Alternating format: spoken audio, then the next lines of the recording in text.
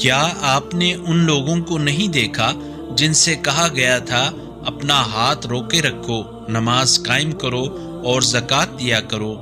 پھر جب ان پر جہاد فرض کیا گیا تو ان میں سے کچھ تو لوگوں سے اس طرح ڈرنے لگے جسے اللہ سے ڈرا جاتا ہے یا اس سے بھی بڑھ کر، اور کہنے لگے ہمارے پروردگار، تو نے ہم پر جہاد کیوں فرض کیا؟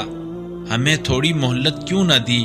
ان سے کہہ دیجئے دنیا کا سرمایہ بہت تھوڑا ہے اور متقی انسان کے لیے نجات اخروی زیادہ بہتر ہے، اور تم پر ذرہ برابر ظلم نہیں کیا جائے گا۔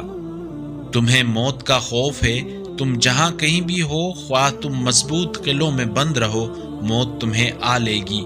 اور انہیں اگر کوئی سکھ پہنچے تو کہتے ہیں یہ اللہ کی طرف سے ہے، اور اگر انہیں کوئی دکھ پہنچتا ہے تو کہتے ہیں یہ آپ کی وجہ